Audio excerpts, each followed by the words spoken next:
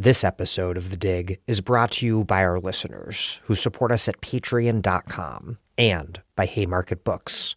The far right ascends around the globe amid war and wildfires. The coming period promises more and deeper crises, but also to ignite mass social movements with increasing frequency. It's a crucial time for the left to come together and build durable organizations, coalitions, and relationships. At this critical juncture, the Socialism Conference, July 3rd through 6th in Chicago, will be a vital gathering space for organizers and activists to sharpen analysis, hone strategy, and build community. Featured speakers at Socialism 2025 will include Boots Riley, Robin D.G. Kelly, Kim Tallbear, Dean Spade, Sarah Schulman, Kalia Kuno, Loria Garcia Pena, Richard Seymour, Sophie Lewis, Jesse Hagopian, Eric Blanc, Misha Fraser Carroll, me, Daniel Denver, and many more. The Socialism Conference is brought to you by Haymarket Books in partnership with dozens of endorsing left-wing organizations and publications. Visit socialismconference.org to learn more and register by April 25th for the early bird discounted rate. Hope to see you there.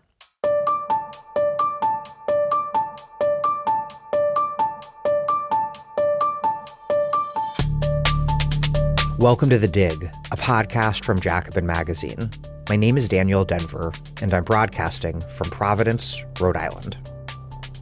Leftists, and even some liberals, frequently invoke the power of the labor movement to transform the world. But at a moment when less than 10% of workers in the United States are unionized, most Americans who hear this have to take it on faith. Union power has been in free fall for close to half a century, probably for the entire lives of most people listening to this. Many of us, myself included, have never personally witnessed a period of organized labor strength in the United States. The labor movement, of course, was powerful throughout long periods of U.S. history. Unfortunately, however, this power was not always wielded for good.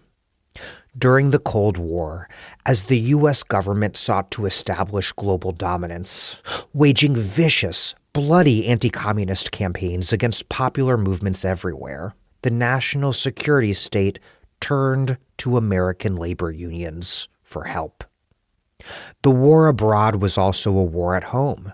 During the height of the post-war Second Red Scare, the same anti-communist labor forces that played such a key role advancing American power overseas also successfully purged left-wing unions and left-wing union organizers inside the United States. Many on the left eventually came to refer to the main U.S. union federation, the AFL-CIO, as the AFL-CIA. In his new book, Blue Collar Empire, The Untold Story of U.S. Labor's Global Anti-Communist Crusade, labor historian Jeff Schuhrke tells the story of American labor's central role in the U.S.'s Cold War, about how a purge of radicals at home was a necessary first step, how and why labor leaders who were supposed to be fighting for the working class ended up doing the bidding of the ruling class, and how unions acting as an eager agent of U.S. imperialist foreign policy helped produce the weakened workers' movement that we all confront today. The book also provides crucial history for understanding what you, contemporary labor organizers, can do in your unions today to fight U.S. empire, including the U.S.-backed Israeli genocide in Gaza. Before we get started, you listen to The Dig because there's nowhere else to find such detailed, complex, rather lengthy analysis of such a wide swath of human history, politics, society, and economics. That's because we put so much work into this thing, like a lot of work. And that's only possible because listeners like you support us at patreon.com/thedig. We are overwhelmingly listener-supported, and it's that support that makes it possible for us to put out every episode for free with no paywall. And that's really important to us because this is a not-for-profit political education project, and we want everyone possible to listen. We have some gifts to send you and whatnot, but the real reason to support us, to support The Dig, is because just as you depend on us, please know that we likewise depend upon you. That's patreon.com/The Dig. Please contribute now. Anyhow, here's guest host Micah Utrecht interviewing Jeff Schuhrke. Jeff Schuhrke is a professor at the Harry Van Arsdale Jr. School of Labor Studies at SUNY Empire State University. He's a regular contributor to Jacobin and In These Times, and his scholarship has been published in diplomatic history and labor studies in working class history. He's the author of Blue Collar Empire, the untold story of U.S. labor's global anti-communist crusade, out now from Verso, as well as the forthcoming No Neutrals There, U.S. Labor, Zionism, and the Struggle for Palestine, out in fall 2025 from Haymarket. Guest host Micah Utrecht is the editor of Jacobin and editor-at-large of New Labor Forum.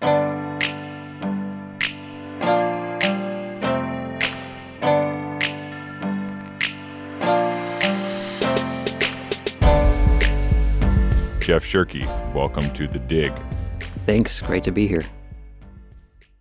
This is a fascinating history of what the American labor movement was up to during the Cold War, and it had massive implications throughout the 20th century.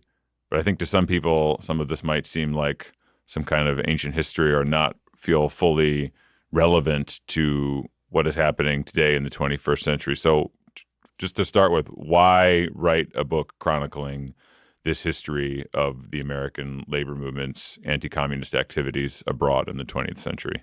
Well, I'll say as a historian, what's relevant to right now isn't necessarily, my number one priority, because it's about history for its own sake. But no, that's a great point. I mean, it's part of it has to do with just my own personal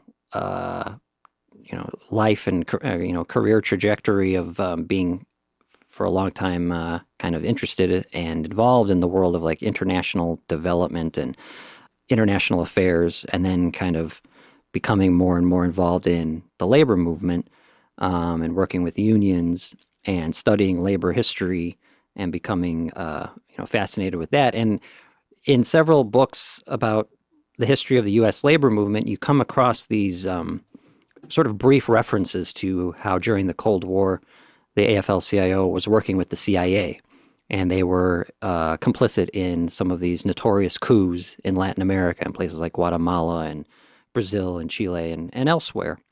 And then those books, they just kind of mention that, and then they move on to the next thing. And when I would read those, I would, sort of, my mind was blown. I'd be like, wait, what? Because the labor movement, the unions are supposed to be like the good guys, right? The progressive forces, and they're supposed to be fighting against imperialism and militarism and all these awful things that the U.S. government does overseas and at home. So I just really wanted to learn more all about that. And as I was doing my PhD in history at the University of Illinois, Chicago, that was what my dissertation research focused on. I mean, it was more focused than this book. I was looking specifically at like the AFL-CIO in Latin America in the 1960s. But as I was doing that research, I found that there has been actually a lot of other scholarship on this subject in bits and pieces, articles, some books that focus on specific, countries, specific areas, focusing on the Vietnam War, for example, or focusing on the U.S. labor in Africa in the 1950s and 60s and things like that. And I thought it would be worthwhile for there to be a book that kind of brings it all together, this whole history, at least throughout the Cold War, especially right now. It is relevant right now because there's so much more in the last several years, growing enthusiasm and energy in the labor movement, especially from younger generations, working class people who are, obviously unions are so popular. Workers are going out organizing themselves often, even without established unions leading the way. They're just kind of doing it on their own because of how terrible things have gotten with our economy and the economic inequality and so on. And at the same time, we have this host of global crises from obviously global warming, climate change, to increasing militarism. We've had, the so-called war on terror at the beginning of this century that radicalized a lot of, folks, of our generation. A lot of that kind of militarism abroad has continued. Obviously the genocide in Gaza over the last year or 15 months, it makes it very relevant, and the role of the U.S. in facilitating that, the war in Ukraine and the war of the U.S. role in that, et cetera.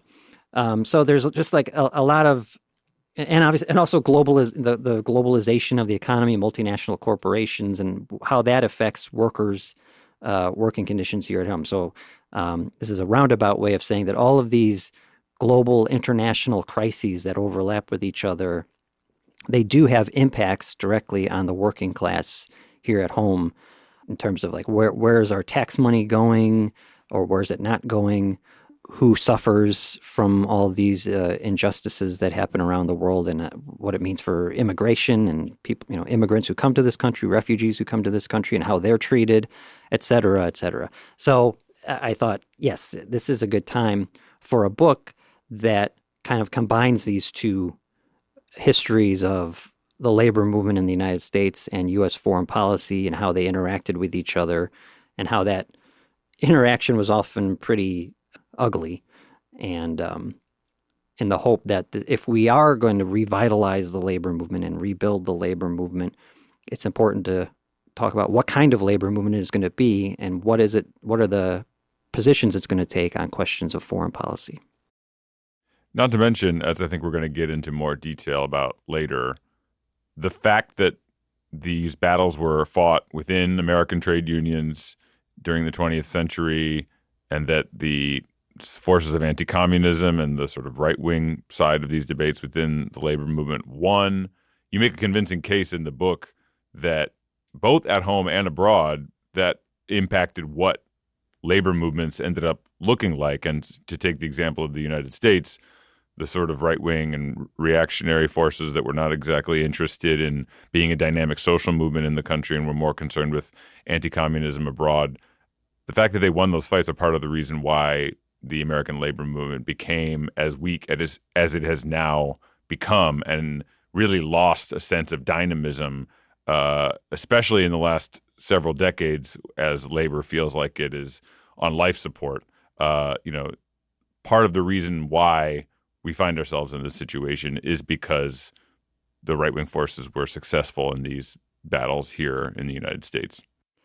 Yeah, and that gets to what was lost with the Cold War, because prior to the Cold War, there was, this strand of more progressive, left-wing, class-conscious, inclusive unionism led by communists, and then with the onset of the Cold War and McCarthyism, that came under attack. When I picked up this book, I thought, okay, I'm about to read a catalog of the American labor movement, especially the AFL-CIO, partnering with the U.S. State Department, the CIA, and others in nefarious anti-communist activities around the globe, which I'm sort of vaguely aware of but didn't know a lot of the details of. And your book does include that. That's the majority of the book. But it also includes a section early on in the book that sort of sets up all of the labor movement's anti-communist activities around the globe with domestic repression of radicals here in the U.S.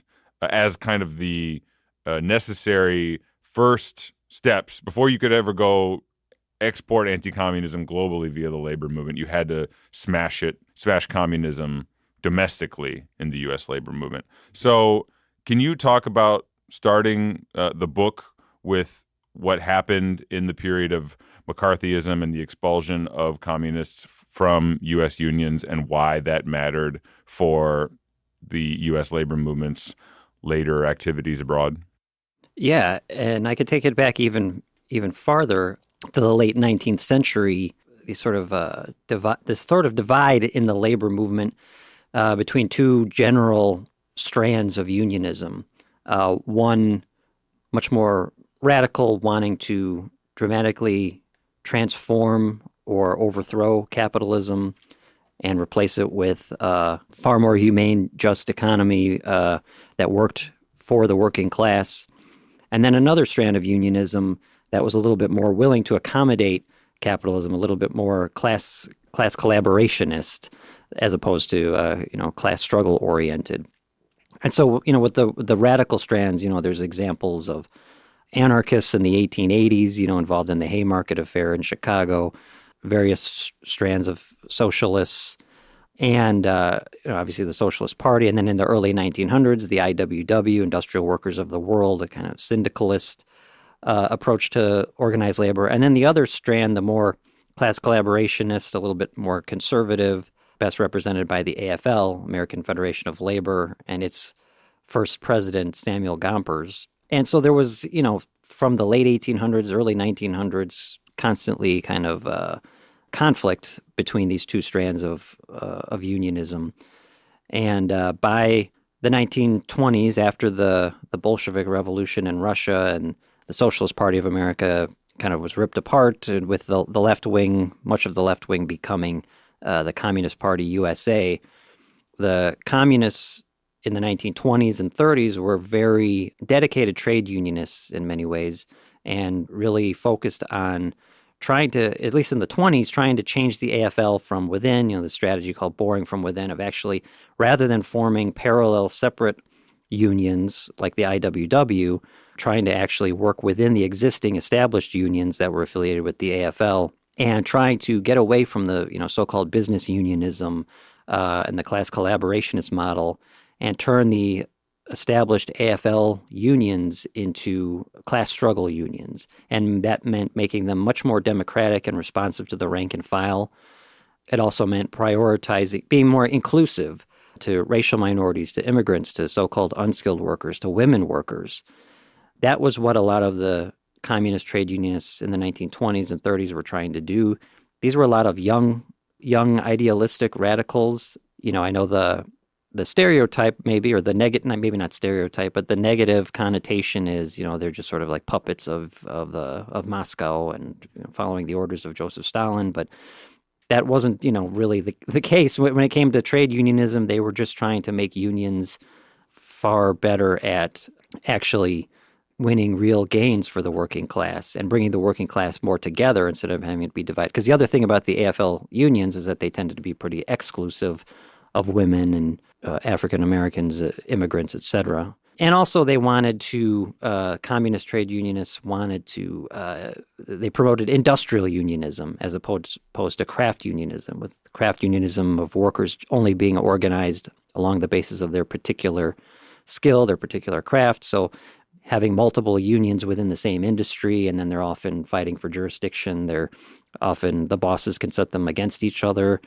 What communist unionists wanted to do was amalgamate or merge together these craft unions into industrial unions, so they have like one big union for the railroad industry, or one big union for the needle trades industry, or one big union eventually for the auto industry and the steel industry, and so on.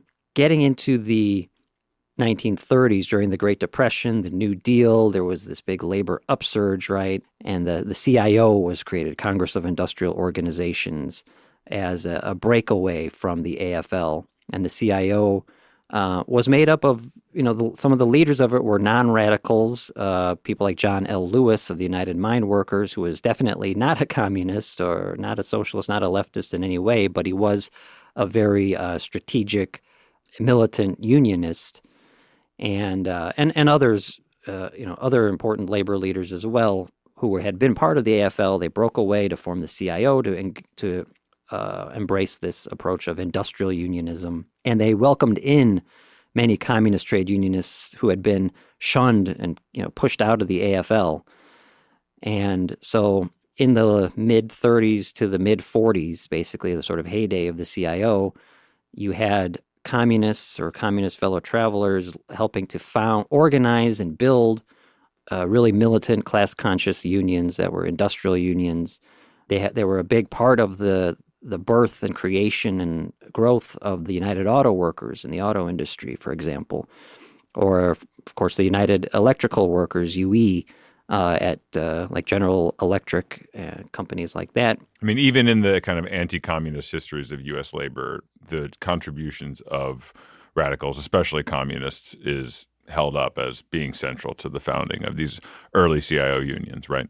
Absolutely, yeah. And what they were doing in all these different unions, others, farm equipment workers, the International Longshore Warehouse Union, West Coast Dock Workers, and the International Fur and Leather Workers, among others, they were promoting and actually achieving a very rank and file led democratic unionism where the union officers were accountable to the membership and even inclusive of non-communists or, socialists, other progressives, liberals, people who were not apolitical, and really trying to, deliver for the membership and bring the membership into all the decision making. And they were focused on organizing racial minorities, women, immigrants, so-called unskilled workers, and again, building industrial unions and winning. They were actually, winning great contracts. They were pushing the bosses to make more and more concessions, getting more control over their work. So it was a major contribution to the labor movement. And then when you get into finally after World War II and the Cold War sets in, and you have, anti-communist hysteria, Red Scare, McCarthyism, those non-communist leaders of the CIO decided that it was politically expedient, I guess, in that environment to just cut off, and get rid of the communists within their ranks. And we can say more about this because it had a lot to do with disagreements over foreign policy and the Cold War and how much to align with Washington and, what the U.S. government wanted from unions. But to make a long story short, between 1949 and 1950, 11 of these communist-led leftist unions that were within the CIO were expelled. And that meant the CIO lost around 1 million of its own members.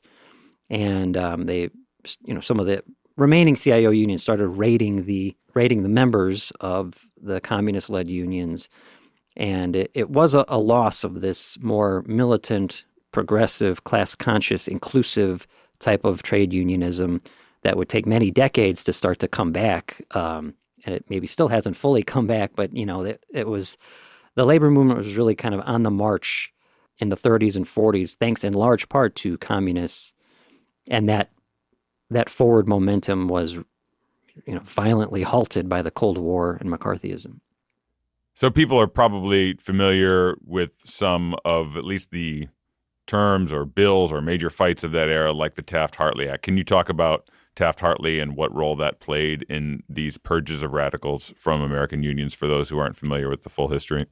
Yeah. So, between the 1932 election when FDR won, Democrats were in charge of Congress, had big majorities and in charge of the White House, obviously, for like the next 14, 15 years. And this is when the New Deal, Social Security, the Fair Labor Standards Act, National Labor Relations Act, all these regulations on corporations and Wall Street, et cetera, were passed. And then World War II. So 1946, midterm elections, Republicans retook control of Congress for the first time. And for the first time since FDR had been elected. And obviously by this point, FDR was dead. And the country was starting to shift in a more right-wing direction. And some of the Republicans elected to that Congress included people like Richard Nixon and Joe McCarthy, a senator from Wisconsin. And they had seen how organized labor was getting more and more powerful in these preceding years, especially 1945, 1946. There was this huge strike wave after World War II with workers, fighting back against wartime inflation, wanting to keep some of the gains that they had won during the war with, security of union membership. So these Republicans came in with a mission to break the back of organized labor, or at least to put a stop to this onward growth that the labor movement had been seeing. And at the same time, the fragile wartime alliance between the U.S. and Soviet Union was beginning to break down. There had always been strong anti-Soviet, anti-communist sentiment in the U.S.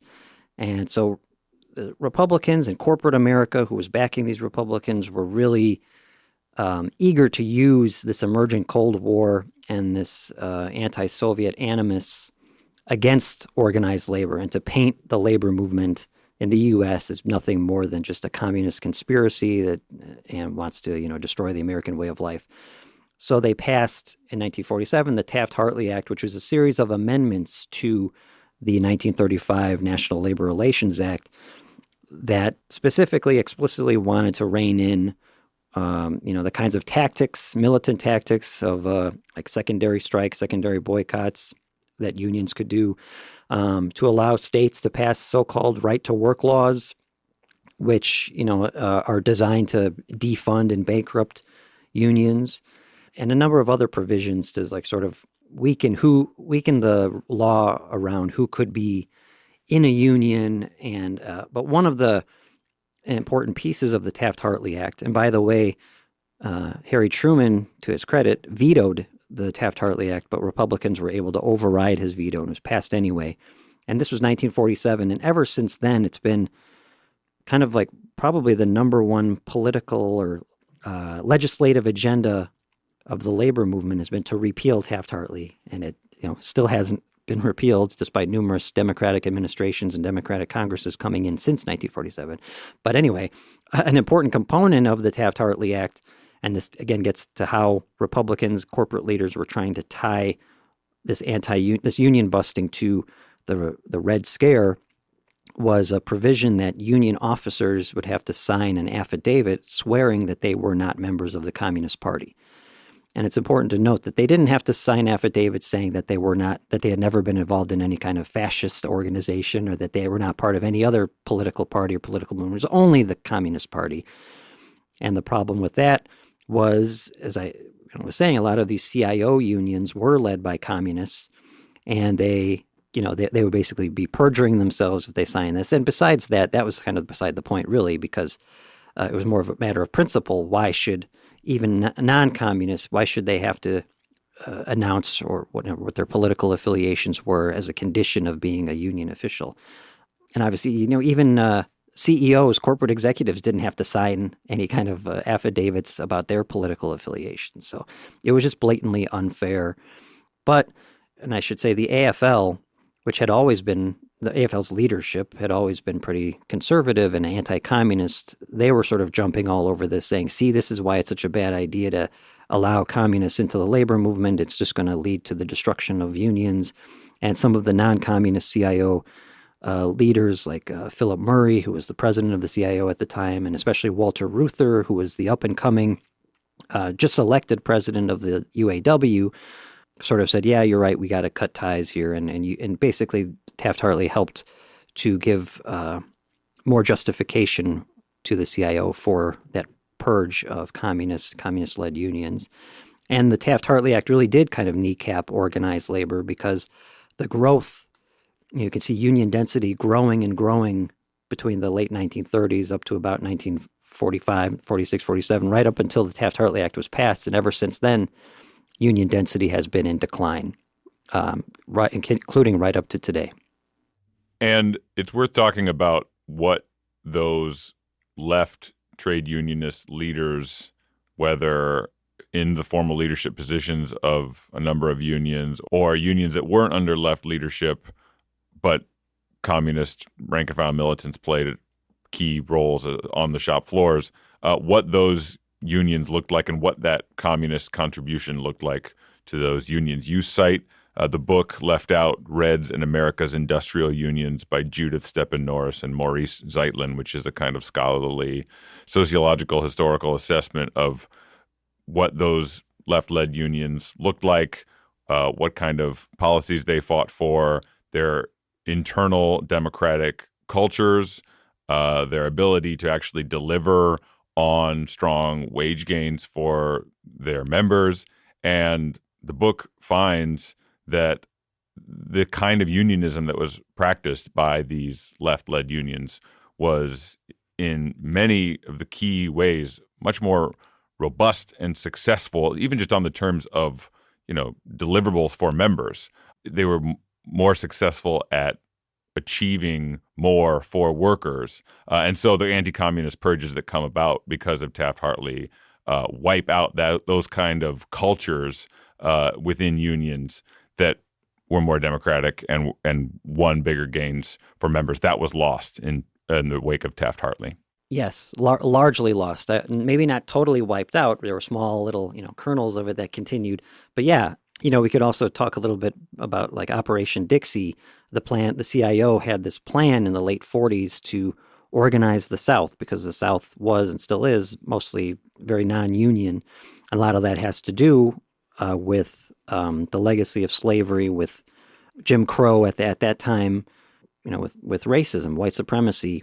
And the communists had always been at the forefront in the 20s and 30s of racial justice politics and trying to, again, make the labor movement more inclusive and unite the working class across racial lines, organizing agricultural workers, tenant farmers in the South, largely African American, but also white as well, bringing them together, and organizing Latino workers in the Southwest, a lot of, again, farm workers, agricultural workers. And by expelling the communists and their whole brand of politics, it kind of helped to doom Operation Dixie and that what that did was it meant the South remained non-union, and a lot of the manufacturing, like the textile manufacturing in particular in the North, in the unionized sectors of the North and Midwest, were able to move to the South, and then soon enough able also to move to the Southwest, which also remained non-union. And that served to, again, weaken the labor movement, cause union density to go down. And then eventually manufacturing would more and more move, overseas. And that's kind of gets a little bit more into the book about the role of the AFL-CIO in foreign policy and what the interventions in foreign labor movements as well, making them non-radical and kind of doing the same thing that had happened in the U.S. that by kicking the leftists out of the CIO and out of the mainstream labor movement in the U.S., how it helped allow corporations to move production to the South and then the Southwest, these non-union areas that remain non-union because the more progressive leftist unionists had been sidelined. Then that same process replicated in Latin America and Asia and elsewhere, with then U.S. corporations able to move production over there as well. But yes, Taft-Hartley and the Cold War in general and these anti-left purges were very detrimental. I mean, another thing to say about the communist-led unions, just to reiterate the point, they were very democratic. They were winning good contracts. They were pushing back against this idea of management rights, that, there are certain things that your union can't even negotiate over, decisions about, about staffing or about production, the production itself. The communist unions were pushing back on that and trying to give workers more control over these important things. This, I think, is in Stepan Norris and Zeitlin's book, right, is that one of the key contributions of left-led unions was to not accept that control over the production process is solely the domain of management, that actually their worldview was one that did not cede that territory to management and actually believed in small d democratic control for workers on the job, which is sort of the final frontier, the last thing that management wants to give up to its workers or to anyone is their control over their ability to shape what work in the production process actually looks like, and the left-led unions refuse to give up on that fight. Absolutely, much more succinctly said than I could have done it. And that's hugely important, right? Because now every pretty much, as far as I know, every union contract in the U.S. includes a management's rights clause. And they suck. They're terrible. It's like, what the hell is this? And that's partly because the unionists who actually were fighting against that were pushed out, sidelined. Another thing about the right to strike, because another thing that union contracts all today include is a no strike clause during the life of the contract. But what a lot of the communist unions were doing was being able to strike over grievances. So if there was somebody got unfairly disciplined, fired, some management or a foreman on the shop floor did something that was bad, they could not only file a grievance about it, but then they wouldn't have to like wait through a long, dragged out bureaucratic process. They would actually say, we're going to shut down production for the day or longer until, and force management to deal with this right away. That was also lost, that kind of culture of militant shop floor action, and replaced by these more kind of bureaucratic procedures, which are, I'm not trying to knock grievance procedures. I was a grievance officer myself once, but, they do play into the boss's hands because it's more like in the realm of what they know and what they can do. And they can play these long games. They can get lawyers involved and drag it out while the worker who's the source of the source of the grievance is still suffering, because unions ended up, after the communists were pushed out. And what I'm really kind of alluding to is the so-called Treaty of Detroit in 1950 between the UAW and General Motors, which kind of became the model for collective bargaining for decades to come. And what it included was a management rights clause and a no strike during the life of the contract clause, and served to make unions much more, again, class collaborationist and kind of bureaucratic in ways that have been detrimental to the working class. So all this is very important in its own right for understanding the trajectory of American unions and how they have weakened here in the United States. But for our purposes here for your book, this was also the essential first step that had to be carried out if you're going to be able to wield the American labor movement as a resource for enforcing anti-communist policy abroad. You had to first succeed in getting rid of these domestic left labor leaders, because they were not going to be on board for everything else that you go on to describe in the book. So that was the first step, was getting rid of those leaders. And once you could do that, then this anti-communist push could be carried out abroad. Right. And using, and this even goes back to prior to the Cold War in the 1920s, when the AFL, before the CIO, when it was just the AFL was trying to push out communist unionists using undemocratic methods. Exactly, and often, having outside forces getting involved of anti-communist organizations and so on, and basically doing all the things that the anti-communists ascribed to the communists, saying you're controlled by some outside force and you're totalitarian and undemocratic. Those were the kinds of things the anti-communists were doing to kick out the communists, and I think that also matters for the story of my book about the foreign policy being, basically in the name of freedom, but doing all kinds of things that were basically supporting dictatorships and undemocratic methods. And this is true outside of the labor movement in terms of how anti-communism played out across American society. This is true of the kind of methods that labor union staffers or activists were carrying out abroad to carry out anti-communism. And it's always this sort of, to read about this stuff, it's almost tautological. Like, you read all of these labor leaders, in the case of this book, saying, we don't believe in this totalitarianism of communism. We don't believe in their totalitarian methods, the way that they control trade unionists specifically as arms of the state. Essentially, we believe in free trade unionism. And we believe in the stuff of liberal democracy, basically. But because communists are inherently devious, they're always lying to you, they're always acting in underhanded ways, they're essentially sort of like evil to their core, that it requires illiberal, undemocratic methods to purge them from the body politic. And that is true in terms of the machinations that they carried out within American unions, and it also became the case in literal coups against democratically elected leaders that American trade unionist forces would go on to support in the countries that you mentioned in the book all throughout the world. And I think of that the U.S. soldier in Vietnam. We had to burn the village to save it, I think was his, the quote. This was the sort of the whole mantra of anti-communism. Again, beyond, like you said, beyond the realm of the labor movement, that in the name of freedom and democracy, we must have horrible dictatorships and war and mass death, mass murder. The fact that the U.S. government was so eager to fund these kind of anti-communist activities through the labor movement is a kind of admittance, in a strange way, of the power of the labor movement, both at home and abroad, right?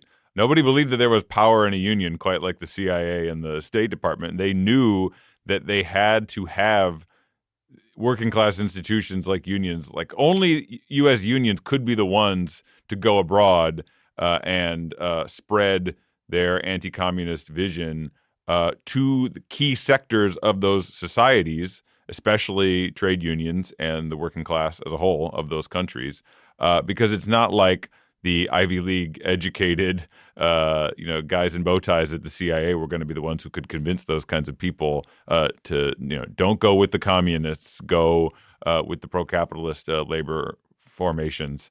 It had to be trade unionists who were the ones that were exporting the anti-communist message to those very key institutions in all across the globe, in Asia, in Europe, in Africa, in Latin America. They were the only ones who could do it. It had to be unions that were carrying out that agenda. Yeah, and I think you're absolutely right about how the CIA, the State Department, recognized the power of organized labor around the world and the power of the working class when it gets organized to disrupt a lot of what they had, what their plans were for, spreading capitalism and U.S. imperialism. I think they were terrified of the potential power of a class-conscious, militant, organized labor movement in all these places, Europe, Africa, Asia, Latin America. And in the same way that the U.S. government was, their policy, as they called it, was containment, so-called, trying to contain the spread of communism. And it's important to say that it wasn't only about communism itself, right? It was like almost any form of anti-capitalism, leftism, or anti-imperialism was considered the enemy. But in the same way that the U.S. foreign policy establishment wanted to contain radicalism generally, they wanted to contain the working class of the world. And like you said, who better to do that than unionists, union leaders in the U.S. to go into another country and say, hey, I'm just like you. I'm a worker. I'm a union leader. And trust me, capitalism is better. It's worked out really great for us in the U.S. And to some extent, especially like in the 1950s, 60s, for the more privileged strata of the working class in the U.S., who were in unions, who were in the industrial unions or building trades unions, there was truth to that the U.S. capitalist economy at that moment was delivering for them. Their standard of living was going up. They could afford to buy a house and live in the suburbs and send their kids to college, and that was in large part because of they had good, strong unions. And so I think that was another part of the motivating factor for some of these U.S. unionists. Of course, that, wouldn't last very long. And it was only, even when it did last, as like I said, it was only for the most privileged strata of the working class. Black and brown workers, non-union workers, women workers were not really included in a lot of that post-war economic prosperity. So talk about what the methods and the institutions were that the labor movement, once it has shunted aside domestic radical union leadership, how did they carry out this kind of anti-communist agenda around the world? What were the institutions they created? Who were they partnering with? How did they do it? So I'd start with the AFL because even, at the time of McCarthyism and the Red Scare and Taft-Hartley, all these things we've been talking about, the AFL was already, totally anti-communist and didn't have communist-led unions within its ranks. It was the CIO that was the more, tolerant of communists and had communist-led unions. So even before the Cold War really totally set in, and even before these purges had happened from the CIO, the AFL was already getting to work on the Cold War. They had had these experiences in the 1920s of fighting the left within their ranks, this, again, before the CIO was created. So a lot of these AFL officials, people like George Meany, for example, who's a significant figure in the book, who in the mid-40s was the AFL secretary-treasurer, then by 1951 became the AFL president, people like him, Matthew Wohl, another high-ranking AFL official, rabid anti-communist, and others, David Dubinsky, another one, different kind of, former socialists, more liberal, but also strongly anti-communist, leader of the International Ladies Garment Workers Union. They considered themselves experts in how to combat the left and how to combat communism. And which they were.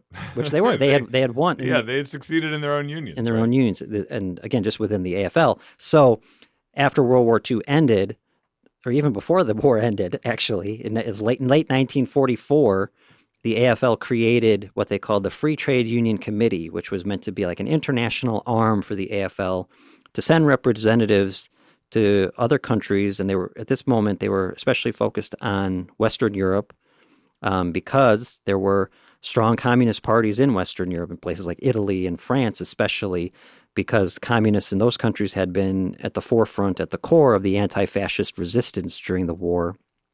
And so among the working class of France and Italy and other Western European countries, communists were pretty popular, and they had a lot of sway in those countries' labor movements, in those countries' labor federations. And this deeply troubled the AFL leaders like Meany and Wohl and Dubinsky. And so they created the Free Trade Union Committee, and they hired this really fascinating and unsavory character named Jay Lovestone to run it. Lovestone had been a leader of the Communist Party USA in the 1920s, but over ideological, doctrinal differences had been kicked out of the party by Stalin, and then created his own communist opposition party. It was a little bit like a cult. He had his group of loyalists called Lovestonites following him. It's a great name for a cult, by the way. The Lovestonites, yeah. It's like comic book almost. So by the time of World War II, Lovestone had fully renounced communism altogether, and kind of swore revenge against his former comrades. And he still had his loyalists, the Lovestonites, many of them in various staff positions in different unions, and some of them had connections to the U.S. foreign policy apparatus. They had worked in embassies and consulates, and so Lovestone he knew a lot about the world of radical politics, and he could speak the language of it, and he knew who was who in these different countries. He had all these contacts, so the AFL tapped him to run the Free Trade Union Committee. And he sent one of his most trusted loyalists, Lovestonites, by the name of Irving Brown, to France immediately after the war ended to divide the French CGT, the French Trade Union Confederation, which had been led by communists. And at the same time, the AFL also sent a representative to Latin America, Serafino Romualdi, who was born in Italy, a former socialist turned anti-communist, who had a lot of contacts in South America and Central America because during World War II, he had gone down there on behalf of the U.S. government to try to sway working class Italian immigrant communities in South America to be on the side of the Allies and to be against Mussolini and so forth. So these guys, this was, and I want to stress, this is really before the U.S. government had fully committed to the Cold War. The fragile alliance with the Soviet Union was still in place. Not, wasn't a very strong alliance, but it was still there. The CIO at this point was still trying to, forge diplomatic ties with Soviet trade unions and communist trade unions in Eastern Europe through a new entity called the World Federation of Trade Unions, which was created in 1945 to be a kind of United Nations for organized labor. But the AFL wanted nothing to do with any of that. And they were already waging the Cold War. The CIA didn't exist yet. There was the Office of Strategic Services, the OSS, from World War II that basically became the CIA. But for all intents and purposes, there was no CIA yet. There was not yet government funding for what the AFL was doing. They were just doing this on their own because that's how rabidly anti-communist they were. And they were troubled by the fact that the CIO, their rival, was making these connections with communist unions overseas. And they wanted to, push back against that.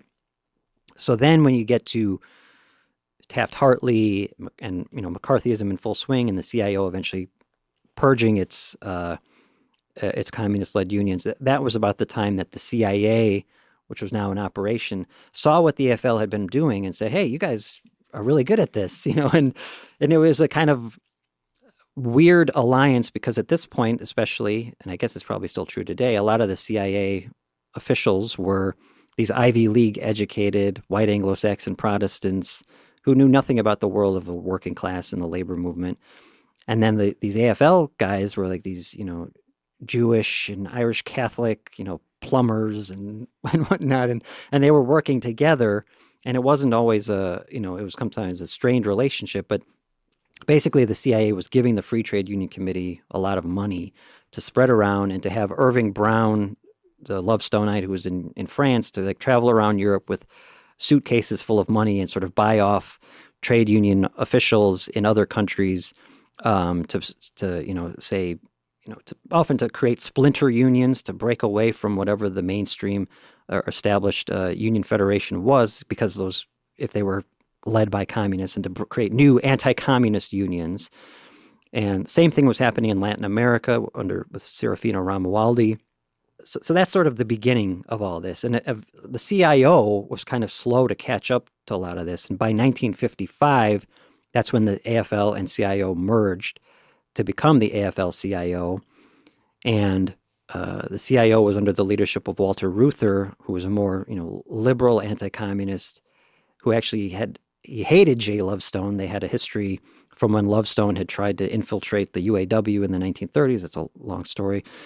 But long story short, at this point, the Free Trade Union Committee was shut down after the AFL-CIO merger because Reuther wanted the AFL-CIO to conduct its foreign policy through a multilateral organization called the International Confederation of Free Trade Unions, or ICFU, which was set up in 1949 to be a rival to the communist-led World Federation of Trade Unions that had been created a few years earlier. And the CIO had originally been part of the World Federation of Trade Unions, but pulled out of it in 1949, the same time they were purging communist-led unions from their own ranks. And, I could continue on into the 1960s and beyond, but that's sort of the early phase of it in the 50s. The great irony of this is that what the AFL and later the AFL-CIO were fighting for this whole time is this thing called free trade unions, which is not about free trade as in like NAFTA, neoliberal trade deals or whatever. It's about trade unions that are not arms of the state, that they are an independent body that exists with basic democratic mechanisms. But of course, what you're describing is the state coming to give money to these American unions or the American trade union federations to carry out its bidding abroad, which would seem to be the opposite of a free trade union and free trade unionism. It's almost like they're hypocrites, isn't it? But yeah, exactly. And it got worse because, so first there was the Free Trade Union Committee under the AFL. After the merger, the merger between the AFL and CIO was 1955. Shortly after that, 4 years later, the Cuban Revolution happened. And anti-communists in the U.S., Cold Warriors, now became really fixated on Latin America and worries that Latin America was going to go communist. So the AFL-CIO now created a new international arm to focus specifically on workers in Latin America to do the similar kind of stuff that the Free Trade Union Committee had been doing in Western Europe. So they created in 1960-61 the American Institute for Free Labor Development, AFIELD. All of these have very long names and these acronyms, and it's kind of a headache to remember them all and to constantly be talking about them all the time. But yeah, AFIELD, American Institute for Free Labor Development, right from its founding, was receiving millions of dollars from the U.S. Agency for International Development to be part of Kennedy's, Hearts and Minds Cold War campaign, Kennedy's Alliance for Progress program in Latin America. And AFIELD was known over the years. AFIELD would continue to exist all the way until 1997. So it lasted for well over 30 years and became the biggest and probably most notorious of the AFL-CIO's international arms, receiving millions of dollars from the Agency for International Development, but was also known to partner, the exact contours of it are not clear, but partnering with the CIA as well. Well, I guess to back up a little bit, in the 50s, before the merger and before A-Field was created, the AFL's international representative for Latin America, Serafino Romualdi, was complicit in the coup against Arbenz in Guatemala in 1954.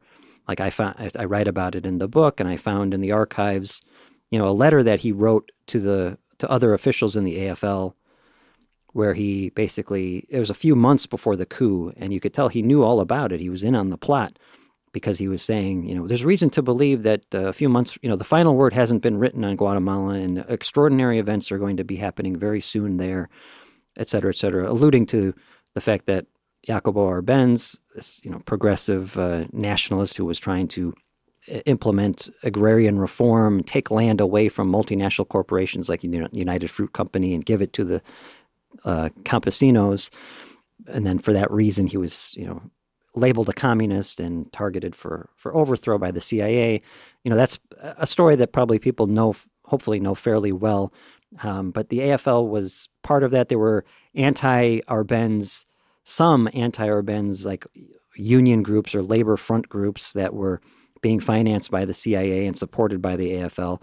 But then to just speed back up to where I was in the 60s with A-Field, American Institute for Free Labor Development, it was implicated in the 1964 coup in Brazil against Goulart, another sort of populist, left-leaning president who was labeled a communist, even though he wasn't actually a communist, and was overthrown by the Brazilian military with support from the U.S. government, including the CIA. One of the key things A-Field was doing was training, labor education, union training, getting Latin American workers into these training programs where the focus was how to be more like a business unionist. So some of the classes would focus on things like collective bargaining and union administration, but they would also focus on how to combat leftists and communists or anti-imperialists within your own union ranks, and how to make sure the unions would remain how Latin American unions would remain pro-U.S., pro-Yankee, and pro-capitalist. And so the Latin American trade unionists who would receive this training, and a lot of it was done up initially in Washington, D.C., and then A-Field eventually had this whole complex in Front Royal, Virginia. It was sort of like, the School of the Americas, but for labor, where sort of more reactionary, conservative, right-wing unionists from Latin America would learn the techniques of how to combat Reds or radicals within their own ranks. And the School of the Americas, of course, where many of the kind of right-wing forces and other forces that opposed left movements throughout Latin America came to the U.S. in order to study. Right. So, and obviously at the School of the Americas, they were learning like the techniques of torture and really horrendous stuff. And I'm not saying that's what they were learning at the A-Field training school at all, but it was the similar idea of like bring Latin American unionists up to the U.S. and train them in how to fight leftists back home. But in this case, in their unions.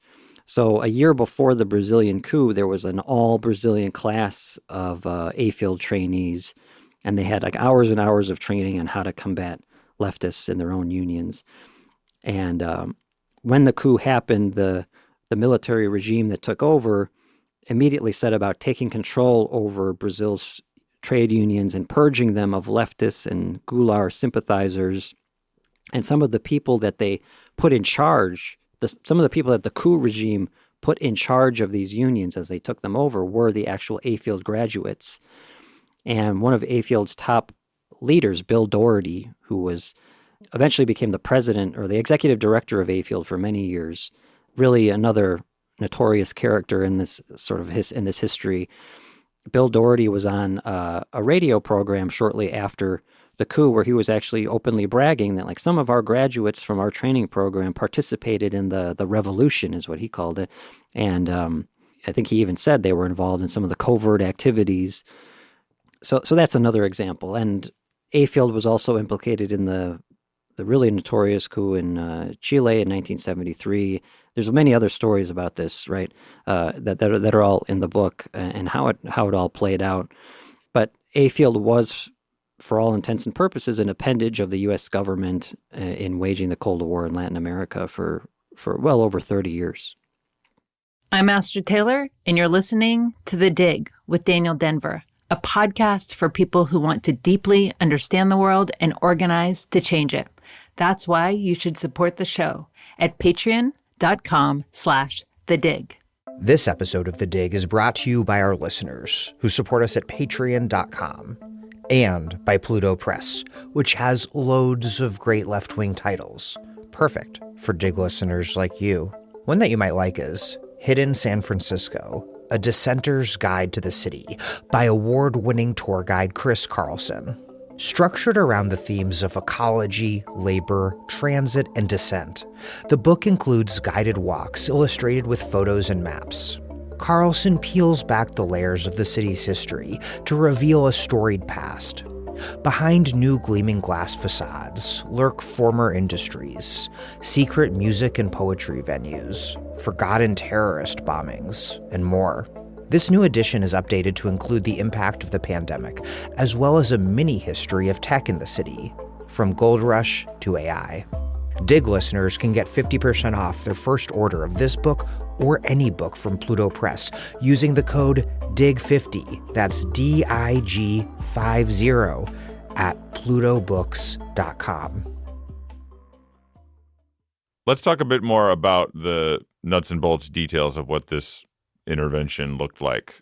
You've already alluded to Latin America. You have a section of the book that is on Argentina, which was an example that I found fascinating because it is about opposing Peronism in Argentina, which maybe you can explain what Peronism was. It was decidedly not communism, but it was also not a vision of politics that was fully, and economics that was fully in line with what Americans wanted to see play out in Argentina and in the entire region.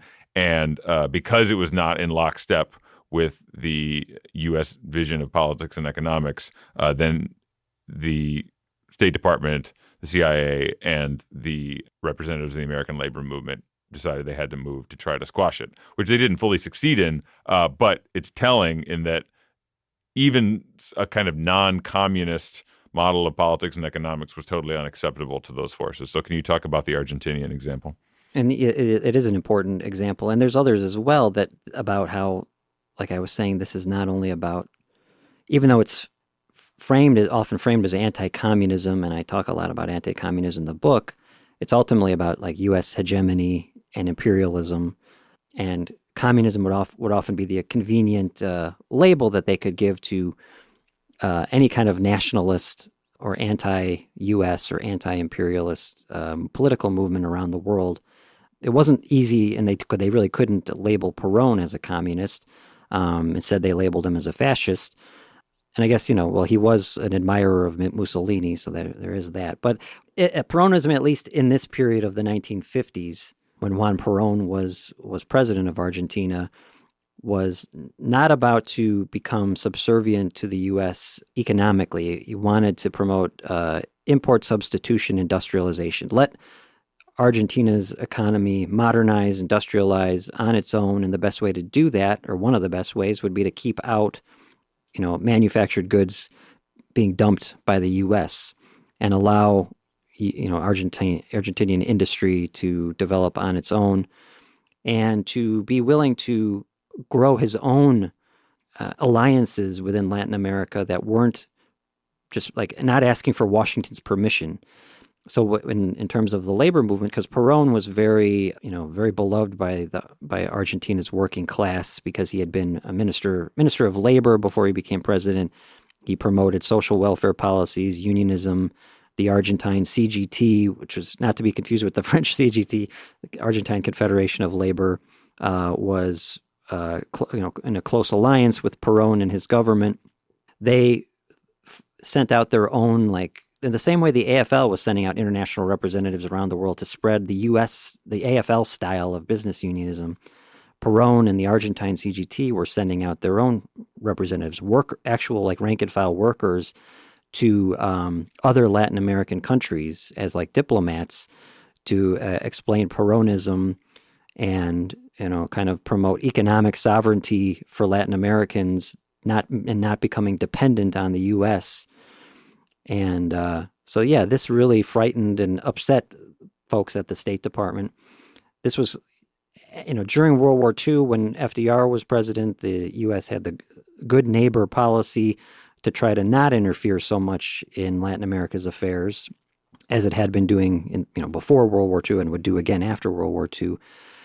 And as the Cold War began, there were folks in the State Department who really wanted to abandon the good neighbor policy and once again make Latin America economically subservient to the U.S., a provider of raw materials and an importer of U.S. manufactured goods. And Perón wasn't going to go along with that, and was much more focused on like state, again, import substitution, industrialization, ISI, state planning, having a strong and, I would say fairly state-controlled labor movement, but a strong labor movement that did deliver for much of the working class of Argentina. And this is what the U.S. government and AFL-CIO did not like. And even though, like you're right, he wasn't at all a communist, they still wanted to undermine him and fight it back against him because he was an obstacle to U.S. hegemony. Earlier, you were also talking about the Chilean example. Listeners will be familiar with the 1973 coup against Salvador Allende, the democratically elected socialist president. But can you talk a bit more about what the AFL-CIO was up to and what were the mechanisms through which they carried out an anti-communist agenda in Chile?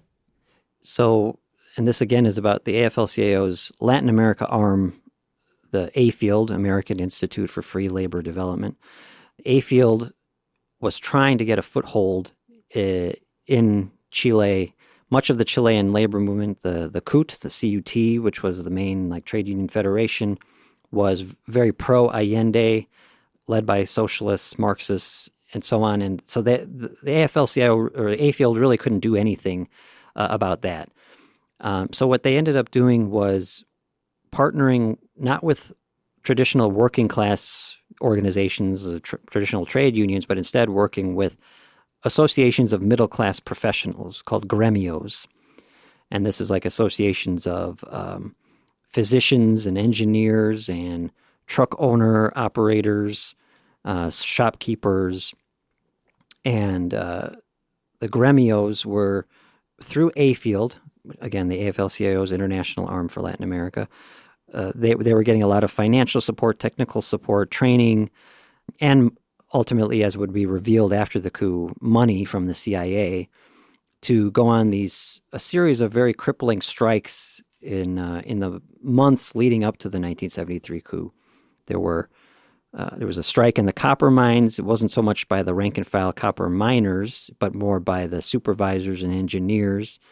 There were at least a couple of major strikes of the trucking gremios that shut down distribution of food and fuel and seeds and essential products, shopkeepers closing down their shops, and doctors and other professionals staging these strikes to protest Allende and his socialist government. And that did serve to, I think the phrase from Nixon was "make the economy scream," right? And that's what this was help. I mean, there were other things the U.S. government was doing, withholding aid, and canceling loans, and messing with Chile's economy in all different types of ways. But this was another one of those ways by having these gremio work stoppages. And the AFIELD, on behalf of the AFL-CIO, was helping to coordinate a lot of this stuff. And these strikes, this is another important thing to pull it back a little bit. On the left, when we hear about a bunch of workers are going on strike, or there's a general strike, or thousands of people are in the streets, we usually are like, hell yeah, good for that. That's the gut reaction. But as the case with these strikes in Chile show, and there's a similar example in British Guiana that I write about in the book, these were meant to undermine a democratically elected leftist government, and were being secretly bankrolled by the CIA, by the U.S. government. So, these strikes did end up harming the Chilean economy and serving as a pretext for the Chilean military, Augusto Pinochet, to stage the coup in September 11, 1973. Your book is a kind of tour of some of the greatest hits of the Cold War era. The coup in Chile is one of them. Also, obviously, is the war in Vietnam, which takes up a big portion of the book. Can you lay out how the AFL-CIO participated in the U.S. government's anti-communist campaigns during that time in Vietnam? Yeah, and a lot of credit here goes to a historian named Edmund Worley, who wrote a whole book about the AFL-CIO in Vietnam called Between a River and a Mountain. I draw heavily from that.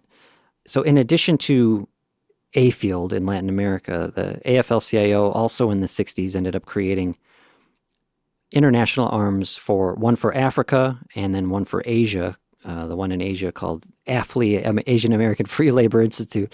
These have all these ridiculous long names. But through AFLI and even before AFLI, the AFL-CIO was partnering with the CVT, the Vietnamese Confederation of Labor, which was South Vietnam's anti-communist trade union center. It was led by a guy named Buu, B-U-U, who was a nationalist, but anti-communist and a major client of the AFL-CIO. And so the idea there was organize the working class and the peasants of South Vietnam, try to deliver, material benefits for them so that they wouldn't want to go along with the National Liberation Front. They wouldn't be supportive of North Vietnam's government.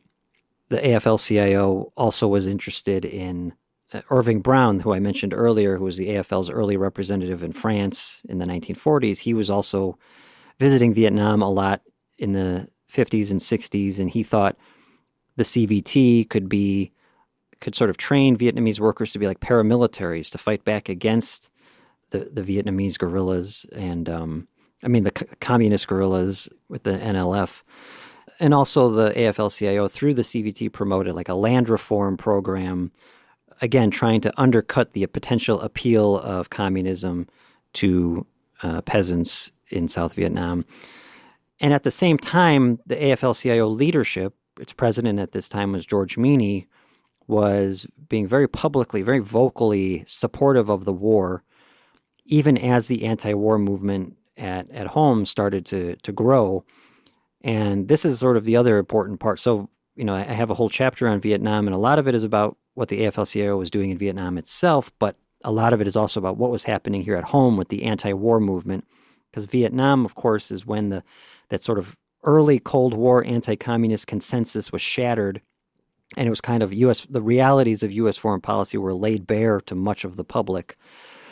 And you had splits happening within the labor movement, especially some of the more progressive, still anti-communist, but more liberal and progressive unionists, especially like with the UAW under Walter Reuther, having disagreements with Meany over the war. I mean, Reuther himself was also very supportive of the war early on when Lyndon Johnson, his friend and ally, was still president. But within the UAW, among the rank and file and among some of the leaders and staff, they were protesting to Reuther, saying, you need to speak out against this war. You're one of the most well-known, most beloved labor leaders in the country, certainly more popular than George Meany. And he didn't want to speak out against the war until after Johnson had announced that he wasn't going to run for re-election in 1968. And eventually, because of some of these foreign policy disagreements, as well as personal disagreements, Reuther pulled the UAW out of the AFL-CIO at this time. The UAW would go back into the AFL-CIO later, but some of the same kind of splits that the AFL-CIO had engineered in foreign labor movements were now coming home to roost, and there was some of these splits happening at home, and that there were unions like 1199, which today is part of SEIU. Back then, I think it was still an independent union. 1199 of Black and Latina hospital workers in New York.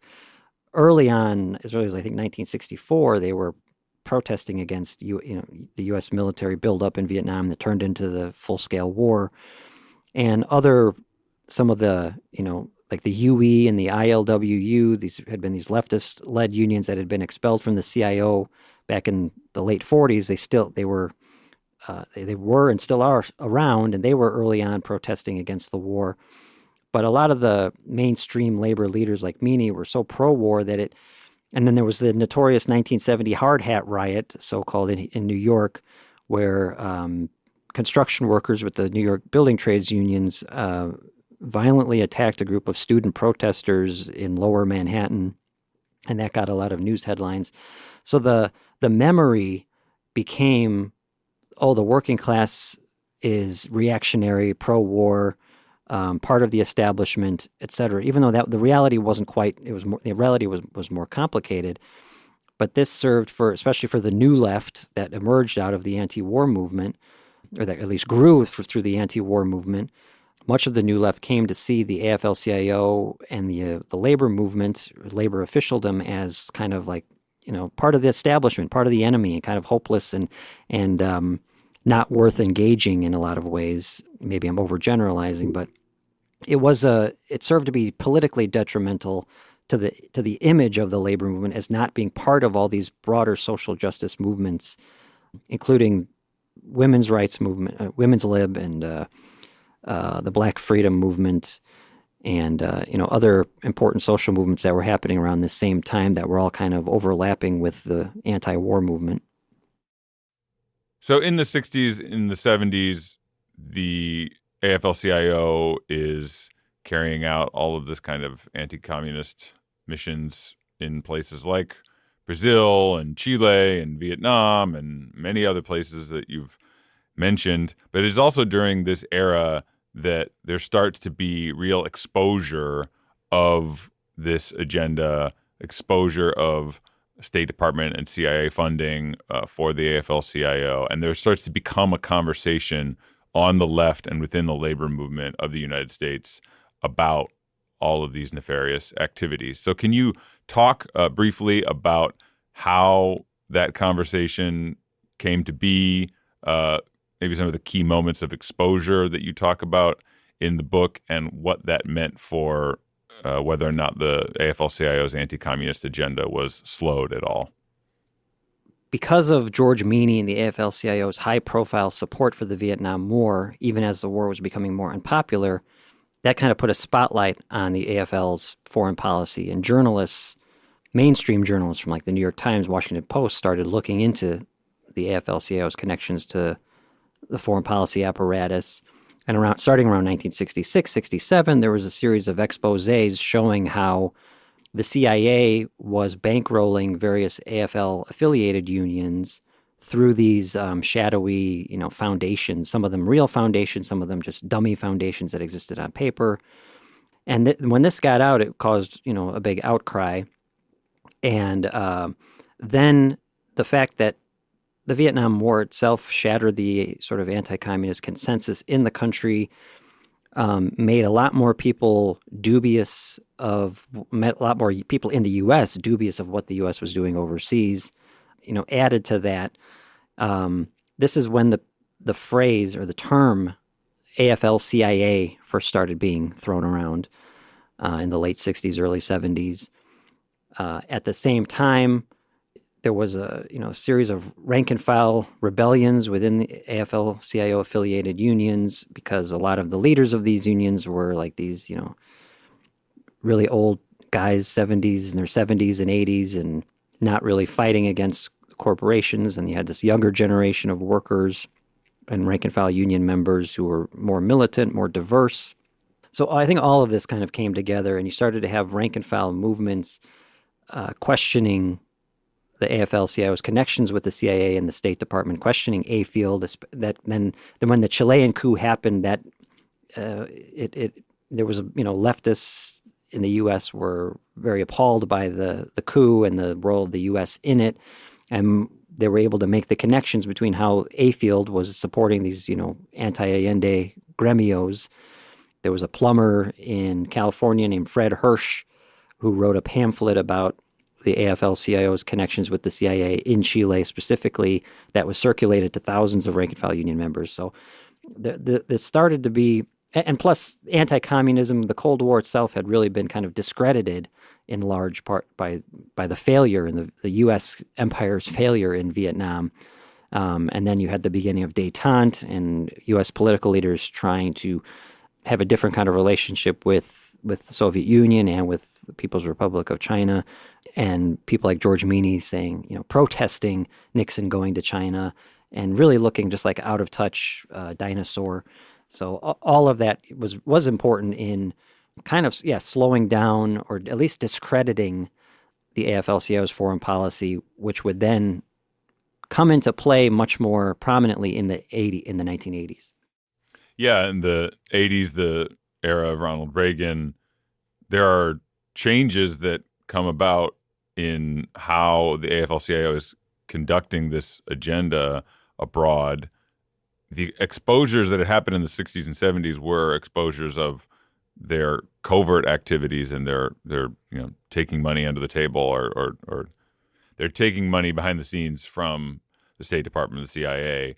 But then you talk about how in the 80s, in this sort of renewed era of anti-communism coming from the Reagan White House, sort of ramping up of Cold War tensions in the 80s, the funding of these kinds of activities of the AFL-CIO actually becomes out in the open. It is no longer a secret in the way that it once was, and there are, in fact, institutions that are built that are very openly funneling money to the AFL-CIO from the U.S. government to carry out an anti-communist agenda, especially in Europe, in countries like Poland, and against the Soviet Union in general, right?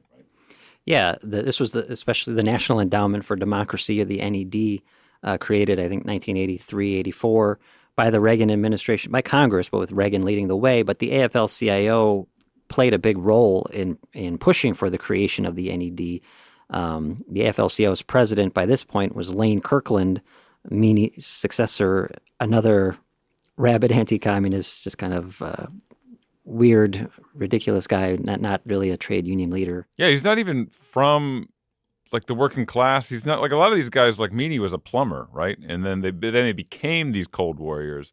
Lane Kirkland just was a career Cold Warrior, foreign policy diplomat type figure, right? Yeah, he had been in the Merchant Marine in World War II and was a member of the Masters, Mates, and Pilots Union for that. But then after the war, he was at a student at the Georgetown School of Foreign Policy, the Georgetown School of Foreign Policy, where a lot of diplomats go to get their education.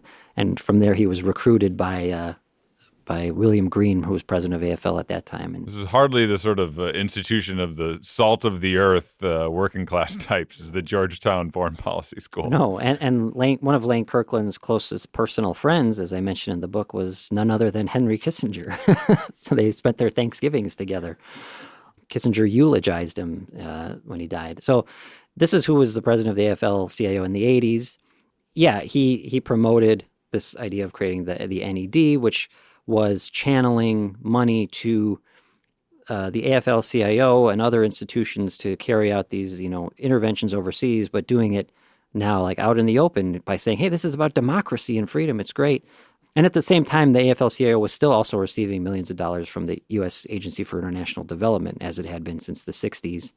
And yeah, with Poland and, the solidarity in Poland, the underground anti-communist trade union in Poland, that was interesting as well, because here the AFL-CIO was supporting, it wasn't about containment anymore. It was about rollback. It was actually going into the communist world and trying to topple a communist government. And sometimes Kirkland and the AFL-CIO were pushing harder on that than even Reagan. Not because Reagan was necessarily, a more enlightened guy or whatever, but at least he had advisors in the State Department saying, "Be careful, we don't want to provoke any kind of conflict with the Soviets here." You have quotes in the book from that era of people like from the Reagan administration saying, like, these AFL-CIO guys, like they're even wilder on this stuff than we are. Like, slow down over there. Right. One of Senator Orrin Hatch, notoriously anti-labor Republican senator, one of his top aides was told a reporter, the AFL-CIO has foreign policy positions to the right of the Reagan administration. Reagan was trying to shake off the defeat in Vietnam, the memory of that, abandoning détente. So this was sort of like, a comeback for the anti-communists in the AFL-CIO and beyond. And it's, of course, happening at so they were actually partnering with Reagan on a lot of this foreign policy stuff of this, rejuvenating the Cold War tensions, including, importantly, in Central America, which we can talk more about, I think, with El Salvador especially, and Nicaragua. Reagan's policy of violent counterinsurgency, AFL-CIO leaders like Lane Kirkland were basically on board with that, and Field, again, was on the ground in El Salvador supporting a lot of this, trying to dampen the Salvadoran left by propping up these more non-radical, politically moderate, conservative unions and peasant organizations, with getting lots of money from the State Department, from USAID, and so on. This is at the same time Reagan is declaring war on the working class at home, firing the air traffic controllers and the PATCO strike, cutting social spending, opening the doors to this new wave of union busting. Out of this, you start to have more, the rank and file within the labor movement was protesting and speaking out against Reagan's foreign policy, especially in Central America, as well as in South Africa, because Reagan had the so-called constructive engagement policy with the apartheid regime to kind of go easy on the apartheid regime and hope that eventually they'll get rid of apartheid. A lot of rank and file workers in the labor movement were protesting, pushing back against this. But what was unique and important in the 80s is that many union presidents within the AFL-CIO also started pushing back against this foreign policy, and specifically against the AFL-CIO's foreign policy and partnership with Reagan. A lot of them, the Vietnam War was still fresh in their memories. It had only been ended roughly, 15, 20 years earlier. And they had seen how unpopular the labor movement became because of George Meany's support for the Vietnam War. They didn't want that to happen again. They thought El Salvador might turn into another Vietnam, that, maybe Reagan would send troops, ground troops, and it would, become another disaster. With millions of people killed. And as it was, it was plenty of a disaster, with roughly, 70 or 80,000 people killed, largely because of the role of the U.S. sending weapons and money to the Salvadoran regime, Salvadoran military, and death squads. These death squads were targeting trade unionists in El Salvador. So many union presidents, including Jack Shankman from ACTU, the American Amalgamated Clothing and Textile Workers Union, and William Winpisinger, president of the International Association of Machinists, and Owen Bieber, president of the UAW, they banded together and formed a group called the National Labor Committee in Support of Democracy and Human Rights in El Salvador, or just the National Labor Committee for short. And they got other AFL-CIO-affiliated union presidents on board with this National Labor Committee to directly challenge for the first time, directly challenge the foreign policy of the AFL-CIO itself, and to challenge Field and Kirkland, and try to be more in solidarity with these leftist trade unionists in El Salvador and Nicaragua, and call on Congress to halt military aid, to have an arms embargo on El Salvador and the Contras in Nicaragua, and challenge U.S. foreign policy instead of just supporting it. So this was an important break in a lot of ways. And there was, for the first time at the AFL-CIO convention in the mid-'80s, there were actual debates about Cold War foreign policy that hadn't really happened before. I can't say that your book, for most of it, is a particularly uplifting read, but it is this period that is actually quite inspiring, probably the most inspiring part of the book, which is that it is an example of this kind of grassroots working class internationalism that takes hold among large segments of the organized working class in the United States, and that there are rank and file union members and the kind of top trade union leaders that you just mentioned all coming together around an opposition to both the Reagan administration's bloody foreign policy in areas like Central America and the AFL-CIO's support of that bloody foreign policy. And it eventually ends up creating the kind of momentum that can finally unseat these kinds of cold warriors who have been in the driver's seat of American labor for decades, culminating in the mid-'90s with the leadership shift in the AFL-CIO.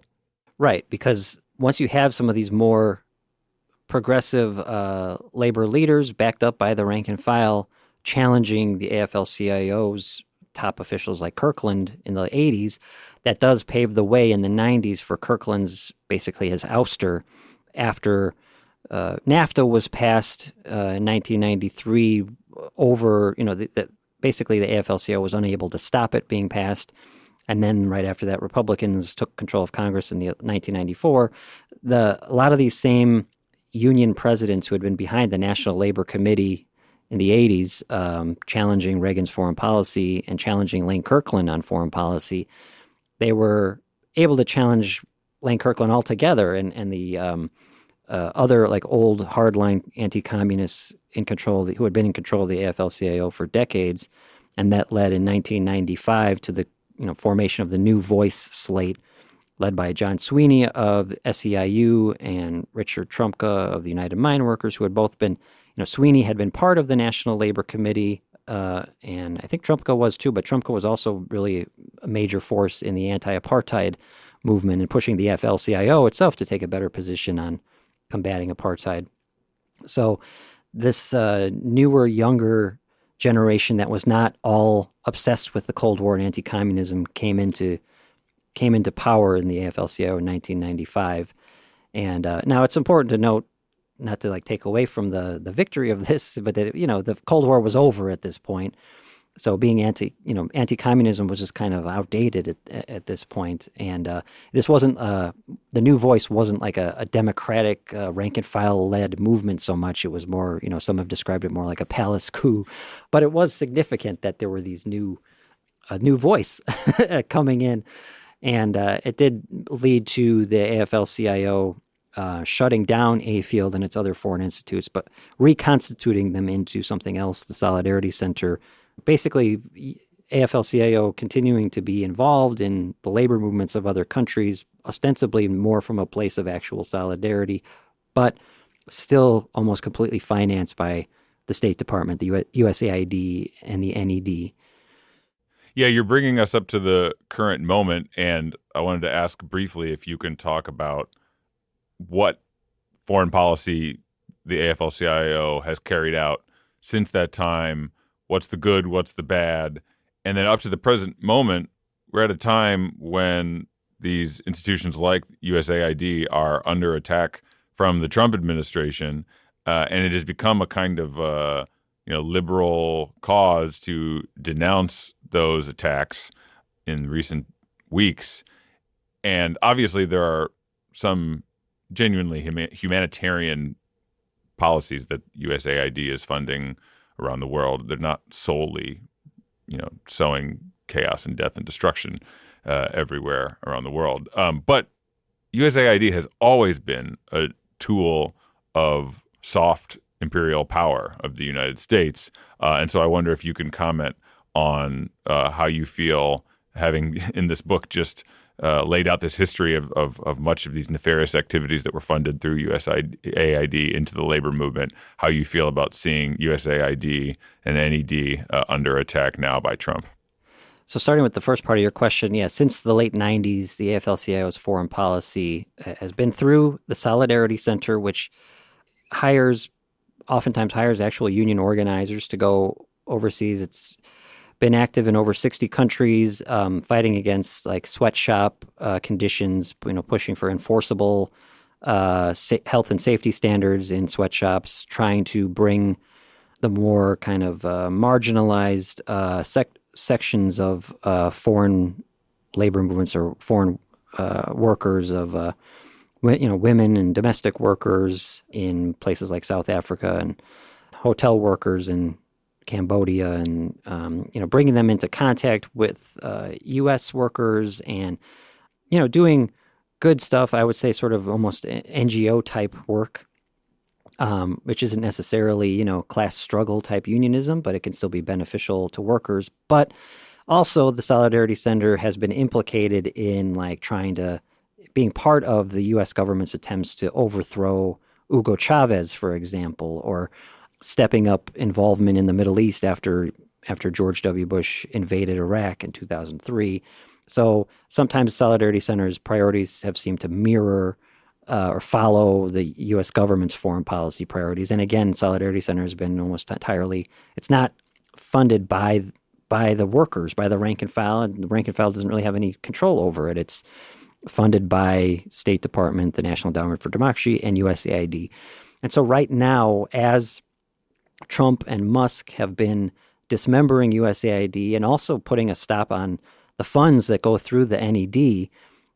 What I've heard recently is that Solidarity Center is laying off lots of its staff, furloughing people, basically all but shutting down and maintaining like a skeleton crew in their DC headquarters. So what does this mean for the AFL-CIO? And, it's interesting. The AFL-CIO has been speaking out against a lot of what Musk has been doing to the federal workforce, but they haven't said anything really. They haven't been protesting about how this is affecting the Solidarity Center. I don't know what that means exactly, other than, well, I don't know what it means, but obviously what it shows about the fact that Solidarity Center has to basically shut down because of Musk's attacks on the federal government shows that the Solidarity Center is an arm of the federal government more so than of the labor movement. Yeah, the USAID has always been, like you said, an instrument of soft imperialism. Same with the NED. Now, the USAID does, provide like life-saving medicines and other important things to people that's also being gutted. They're taking a sledgehammer to this, or the proverbial throwing the baby out with the bathwater and so on. I think I'm all for dismantling instruments of U.S. imperialism, but there's also they're only dismantling the soft power part, not so much the hard power part, the actual oppressive parts of the military. They're not reining in multinational corporations that go into these countries and exploit the workforce and exploit the environment, and they're not doing anything about that. They're all, the reason, like USAID and things like programs like the Solidarity Center exist to try to contain the potential disruptive potential of the working class and the poor in other countries. To basically say, so the U.S. empire can do all these awful things, but then to make sure people don't get mad, that we'll have these programs to try to smooth things over. Sort of like how the wealthy, super wealthy, they'll exploit people and make a fortune, and then they'll throw it back in philanthropy and charity. But what's happening now is it's basically they're getting rid of the philanthropy, but they're still exploiting everybody. I think what it means is that for Trump and Musk and this team of ghouls, that they don't see much threat from the working class abroad. They don't see much threat from foreign unions. They're not like before we were saying the CIA was afraid of the global working class and its potential, and Trump and Musk don't seem to be afraid. They seem to think, well, we can get rid of this stuff and there's not going to be any consequences. There's not going to be any kind of blowback. There's not going to be any mass movements to fight against U.S. empire. So we don't need these sort of soft power things to smooth things over. The last question I wanted to ask you is what you think this history has to tell and teach U.S. labor activists today. Obviously, as we've been discussing, the U.S. labor movement is not enlisted as a tool of American imperial power in quite the same way. That's both because the Cold War is over, but also because the labor movement is incredibly weak right now, and its power seems to be declining every year, even as there are some hopeful green shoots that we see. But what does it mean for labor activists today to understand this history, and how should they integrate it into what they are trying to do to revive the American labor movement?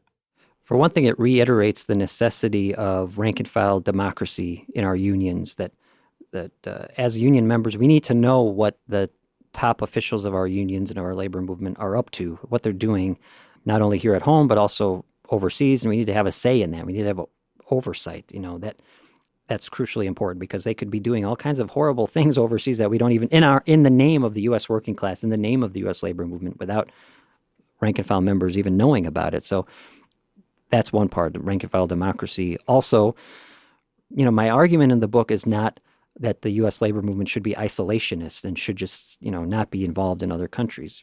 It's just that it really cannot be. I think it just doesn't make any sense for it to be an arm of the U.S. government to be serving U.S. foreign policy interests.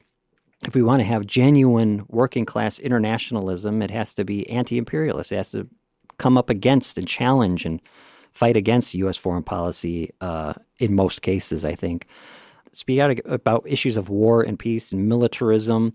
And so we have seen I think a lot of rank and file union activists are already understanding this from the experience of the last 15 months or so and before with Palestine and the U.S. funded and armed and facilitated genocide in Gaza, and how many unions have, early on were calling for a ceasefire, pressuring rank and filers and local unions, pressuring national labor leaders to come out in support first of a ceasefire and more recently an arms embargo, and also talking about the need to divest their own union money, pension funds from Israel and companies that do business with it to be part of the BDS, boycott, divestment, sanctions movement.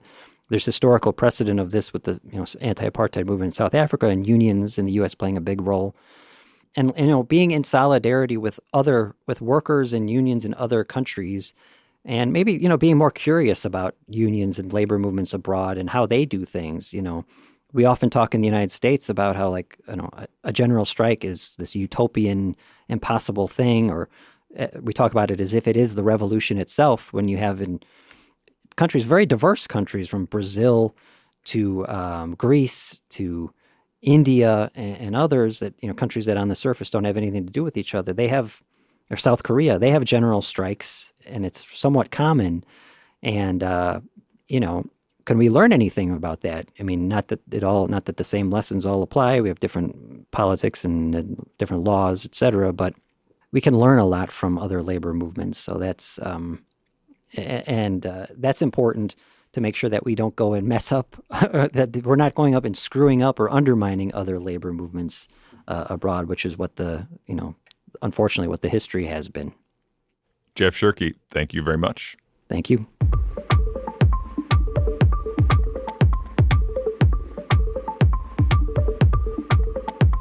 Jeff Schuhrke is a professor at the Harry Van Arsdale Jr. School of Labor Studies at SUNY Empire State University. He's a regular contributor to Jacobin and In These Times, and his scholarship has been published in Diplomatic History and Labor, Studies in Working Class History. He's the author of Blue Collar Empire, the untold story of U.S. labor's global anti-communist crusade, out now from Verso, as well as the forthcoming No Neutrals There, U.S. Labor, Zionism, and the Struggle for Palestine, out fall 2025 from Haymarket. Guest host Micah Utricht is editor of Jacobin and editor-at-large of New Labor Forum. Thank you for listening to The Dig from Jacobin Magazine. As Marx once said, after noting the profound hypocrisy and inherent barbarism of bourgeois civilization lies unveiled before our eyes, while other podcasts have only interpreted the world in various ways, our point is to change it. We're posting new episodes most weeks. The Dig was produced by Alex Lewis. Our associate producer is Jackson Roach. Music by Jeffrey Brodsky. Our operations manager is Sylvia Atwood. Our senior advisors are Theorio Francos and Ben Mabey. Check out our vast archives and newsletters at thedigradio.com. Follow us on Twitter and also Instagram and Blue Sky at The Dig Radio, and find us wherever you get podcasts and subscribe to this one. If it's on iTunes or Spotify, also take a moment to rate and review The Dig positively. Doing that helps introduce us to new listeners, but what really and truly does that is you telling other people, IRL, on social media, wherever, to check out the pod. Please make propaganda for us, and do find us at patreon.com and make a monthly or annual contribution to keep this operation up and running strong.